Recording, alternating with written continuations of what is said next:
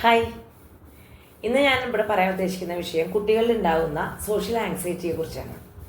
അത് പ്രധാനമായിട്ട് നമ്മുടെ അടുത്ത് ഇപ്പോൾ കുട്ടികൾ കുറച്ച് കൂടുതൽ വരുന്നുണ്ട്. നമ്മൾ വിചാരിക്കും ഇന്നത്തെ കുട്ടികൾ, ഇന്നത്തെ ന്യൂ ജനറേഷൻ ഭയങ്കര വൈബാണ്, നല്ല സ്മാർട്ടാണ്. വൈബ് ആൻഡ് സ്മാർട്ടായിട്ടുള്ള ഒരുപാട് കുട്ടികളുണ്ട്.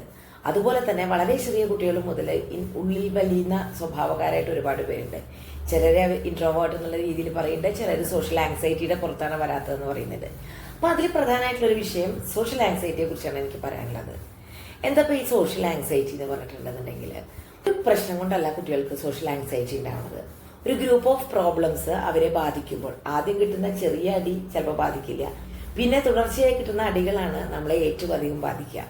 ഇപ്പൊ ചില കുട്ടികൾ പറയില്ല, ഞാൻ സ്കൂളിലേക്ക് പോവില്ല, എന്നെ ആ ടീച്ചർ കളിയാക്കും, അല്ലെങ്കിൽ ഞാൻ ആ ഫ്രണ്ടിന്റെ വീട്ടിൽ പോവില്ല, അവരെന്നെ കളിയാക്കും. ഇങ്ങനെ പറയുന്ന സാഹചര്യത്തില് അതൊന്നും സാരില്ല, നീ അങ്ങനെയൊന്നും കണക്കാക്കണ്ട, അവര് സ്നേഹം കൊണ്ടല്ലേ എന്നൊക്കെ പറയുന്നുണ്ടെങ്കിൽ അത് ആ കുട്ടിയെ വളരെ അധികം ബാധിക്കുന്നുള്ളത് നമ്മൾ മനസ്സിലാക്കിയിരിക്കേണ്ടതാണ്.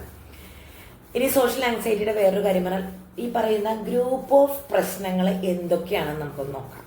അപ്പൊ കുട്ടികളിൽ പ്രധാനമായിട്ട് കണ്ടുവരുന്ന ഒരു കാര്യം എന്താ വെച്ചാൽ, കുട്ടികൾക്കായാലും വലിയവർക്കായാലും നല്ല ഇഷ്ടമാണ് നമ്മളെ കാണാൻ, നല്ല ഭംഗിയുണ്ട്, അല്ലെങ്കിൽ നമ്മൾ നല്ല മിടുക്കികളാണ്, നമ്മളെ എന്തൊക്കെ രീതിയിൽ മറ്റുള്ളവർ അപ്രീഷിയേറ്റ് ചെയ്യുന്നുണ്ടോ അതൊക്കെ കേൾക്കാൻ വളരെ ഇഷ്ടമാണ്.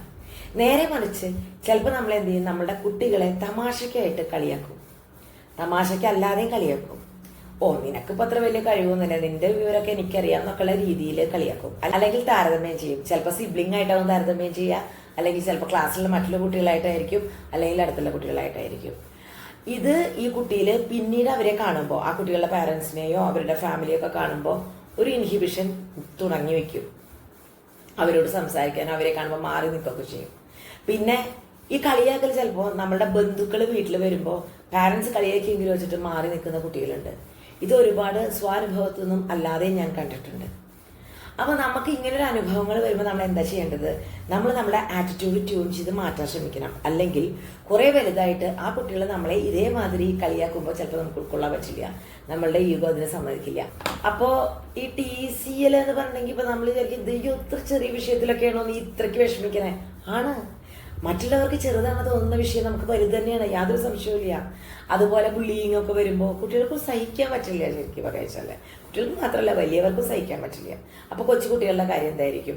നമ്മൾ ശരിക്കും വളരെ കൊച്ചുകുട്ടികൾക്ക് ഇതൊക്കെ അറിയോ? അവരെ നമ്മൾ തമാശകൾ അറിയും, അവർക്ക് കൃത്യമായിട്ട് മനസ്സിലാവും. അവർക്ക് അവരെ കുറിച്ച് പഠിച്ചു വരികയാണ്. ഞാൻ എന്താണെന്ന് മനസ്സിലാക്കി പഠിച്ചു വരുന്ന സമയത്താണ് നമ്മുടെ പാരന്റ്സ് അല്ലെങ്കിൽ ടീച്ചേഴ്സ് നമ്മളെ കളിയാക്കണേ. അതായത് അവരെ സംബന്ധിച്ചിടത്തോളം പാരന്റ്സ് ആൻഡ് ടീച്ചേഴ്സ് അവരുടെ സ്വന്തമാണ്. സ്വന്തം ആൾക്കാരെ നമ്മളെ കുറിച്ച് വിലയിരുത്തുമ്പോൾ ഞാൻ ഇങ്ങനെയാണ് എന്നുള്ള തോന്നലാണ് അവിടെ വരണേ. അവിടെ ഒരു സോഷ്യൽ ആങ്സൈറ്റി ബിൽറ്റ് ചെയ്ത് വരുന്നുണ്ട്. അപ്പൊ എന്താ വെച്ചാൽ ഇപ്പൊ പല സ്കൂളുകളിലും കാണാറുണ്ട്, എല്ലാ കുട്ടികളെയും പ്രോഗ്രാമിൽ പങ്കെടുപ്പിക്കും. അതെനിക്ക് വളരെ നല്ലൊരു സൈനായിട്ട് തോന്നാറുണ്ട്.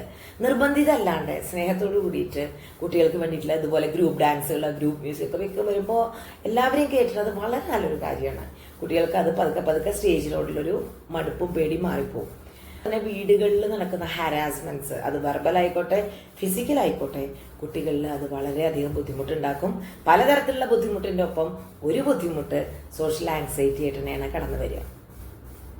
പിന്നെ പാരന്റ്സിന്റെ കോൺഫ്ലിക്റ്റ് ഇപ്പോൾ, അല്ലെങ്കിൽ അതുപോലെ തന്നെ പാരന്റ്സ് ഇപ്പോൾ ഡ്രിങ്ക്സ് ഒക്കെ കഴിച്ച് വരാം പാരന്റ്സ്, അല്ലെങ്കിൽ വേറെ എന്തെങ്കിലും തരത്തിലുള്ള കുട്ടികളുടെ മുമ്പിൽ അവരെ മറ്റുള്ളവരെ കളിയാക്കുന്ന രീതിയിലോ, അല്ലെങ്കിൽ അവരുടെ ജീവിതം ദുഷ്കരമാവുന്ന രീതിയിലോ ഉള്ള എന്തെങ്കിലും പ്രവൃത്തികൾ ഫാമിലിയിൽ നടക്കുമ്പോൾ അത്തരം കുട്ടികൾക്ക് എൻ്റെ അച്ഛനോ എൻ്റെ അമ്മയോ വീട്ടിൽ ഇത് ചെയ്തു, അപ്പൊ ഇനി ഞാൻ എങ്ങനെ നാളെ അവരുടെ മുഖത്ത് നോക്കും എന്നുള്ളൊരു പെയിൻ ഉണ്ടാവാം. അതിൻ്റെ ഭാഗമായിട്ടും സോഷ്യൽ ആങ്സൈറ്റി കണ്ടുവരുന്നുണ്ട് എന്ന് നമ്മൾ പല കുട്ടികളോടും അടുത്ത് സംസാരിക്കുമ്പോൾ മനസ്സിലാവാറുണ്ട്.